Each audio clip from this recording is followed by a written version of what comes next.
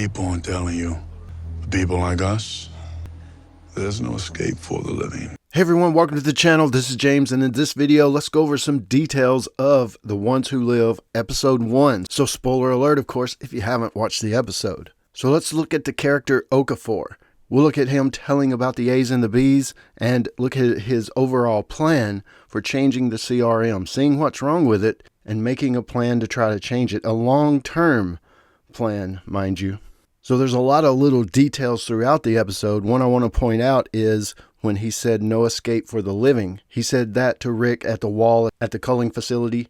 And at another time in the episode, he pointed out that on the third escape attempt is when he threw the bottle in the water and the bag on the boat. The helicopter picked him up and said, it's like he said, there's no escape for the living.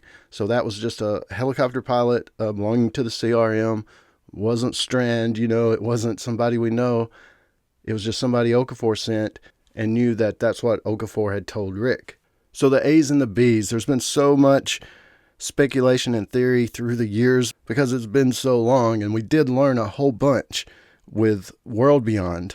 We know A's are the experiments and B's are not.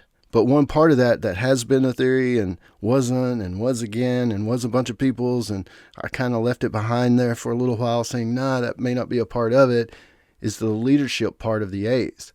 There, toward the end, I was just theorizing that, nah, it wasn't a leadership thing. It's just that that's experiments, no matter what the case is.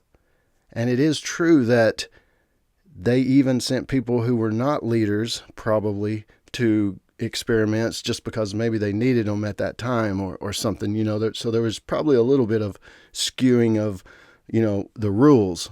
But pretty much, A's are people like Rick and Pearl Thorne, leaders. Natural leaders, alphas. And as far as Okafor's plans, of course, the A and B thing is something that he's trying to get rid of. Like, we got to get rid of that thing and get more A's in here to lead us into the future. So that was definitely confirmed, the A's and B's thing. The B's just being worker bees, someone said in the comment. Just everyday people that can run facilities and factories and stores and, just carpenters and just people that aren't seen as natural leaders. They stated it pretty simple. People like that seem to be leaders, or somebody that would probably cause some crap, they get sent to the experiments. And B's usually get in. I think of the dead all the time. One thing Okafor did confirm is that he found the bottle. The bottle that Rick threw into the river. We were speculating and theorizing, all kinds of people. Maybe Morgan finds it, I think is my best theory I had. But Okafor did find the bottle. So Okafor's plan is a good one. It's a long-term plan. He kind of simplifies it as being the monster to fight the monster won't last. So we got to change CRM because they're the monster and they just don't seem to want to stop. Bill doesn't. And we learned about Bill questioning Rick about Okafor. So we know that, I don't know if there's tension there, but Bill is doing things his way and Okafor sees that that's the monster way. And he wants to change that. But instead of just going up against Bill directly, he's doing it stealthy with people like letting in Rick and Pearl Thorne. And we also found out that Major General Bill knows about that. He said, I don't agree with it. You and Thorne never would have been allowed into the CRM, but Okafor made a compelling argument. And the thing about Okafor's character, he's a pretty major character as far as things that happened since the beginning up till now, and just the survival of a lot of people, the deaths of a lot of people. But Major General Bill confirmed that he's part of Pennsylvania National Guard, and Okafor was a member of the Air Force, and they were told, bomb Philly. They'd already bombed Atlanta, they'd already bombed LA and probably other cities, of course, but they were heading to bomb Philly. And somehow Okafor knew, hey, we're killing cities here, and let's help these people. And command said, no, bomb them anyway, and we've got 4,000 Marines setting up that's going to go in and make sure, the job is done, I guess. And it just so happened that one of those Marines was Okafor's wife. She was in the Marines, he was in the Air Force, and it does seem like that she maybe didn't want to back down. Like, she had a different frame of mind with it than Okafor did. He chose to kill the Marines and not the city, which was 100,000 people or more, with just 4,000 Marines. It's like the trolley thing, with the trolley going to hit this 3 people on the track or 10 people. Do you pull the lever and let it hit 1? Instead, do you make that decision? Kill 3 or 4 or 10 or 20 or just the 1? So it's that trolley problem, right? I'll be doing some more videos on that. But you definitely got to give it to Okafor. He saved the city, made a hard decision, killed his wife. He was able to make that decision, have the power to make that decision and in that moment. Is Okafor up to anything I should know about? And he allowed Rick and Pearl Thorne to live. Otherwise, they would be dead. Even though Jadis said, hey, I've got a B, once they got in to the place, they recognized Jadis was lying. What part does Jadis have to play in it? There's been theories about Rick doesn't even know that Jadis saved him, but I don't think that's necessarily the case. One reason is because we've seen some behind-the-scenes photos of Jadis and Rick together inside Civic Republic, with Jadis just looking normal, like it'll be a flashback to the past. But, what part does Jadis play in all of this, and we know that she's a bad guy. So that's going to be an angle that I'm very interested in seeing. So Okafor talks about to Rick and Pearl when he's telling them, giving them books to read and stuff like that, that modeling shows there's a tipping point. At some point, the monster is going to take over of CRM, and there won't be any going back, maybe, and the world will fail, is kind of, I think, what he's saying there. And he keeps expressing, almost like a prophet, that there will be a defining moment that he has brought, Rick and Pearl, that when that defining moment comes to make the decision to save the world, that they will choose correctly. So Okafor, what a character, about the bombings, about choosing, who lives and dies, one being his wife, making the hard decisions all the way up through till now, choosing Rick to live and Pearl, trying to incorporate them into the military, having this long-term plan, prophesizing about how things will go, believing that his plan will be what the world needs, what is needed to fix CRM and make a better world, make a better Civic Republic.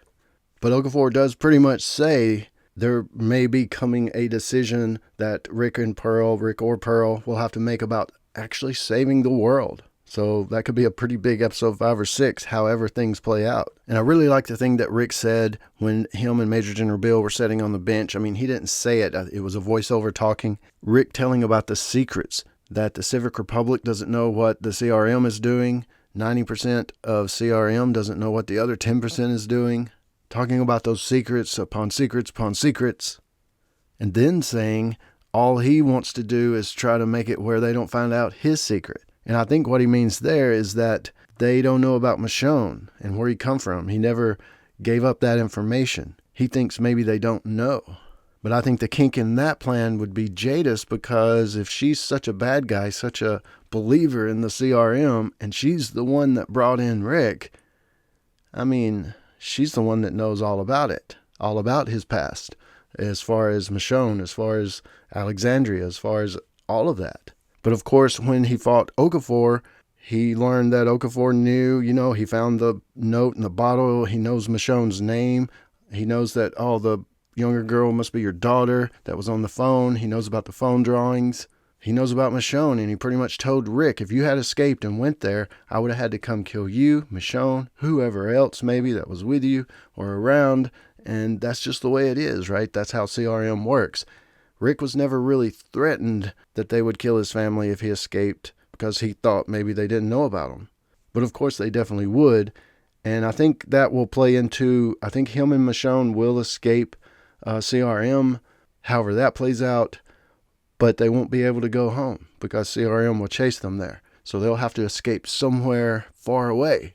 That seems like, that's what I would do. That seems like what they must do, unless, of course, something big happens, about, taking over CRM or something before that.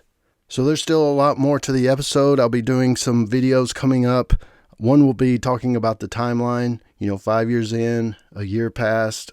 We know that Omaha's on the TV, that's 10 years in. I'll be talking about that in another video, along with some other details, because there's a lot of little details just spread out through the episode.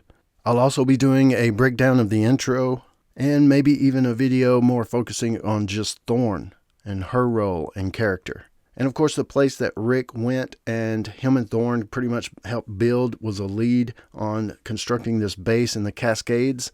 That may play a big part in the future as far as, Rick is in a powerful position. Okafor even said so. And he's on his way to be even more powerful if he wants to be. And of course, Rick's a good guy. Okafor knows that, and that he's not corrupt. He's not going to use his power in a bad way if he rises in the ranks.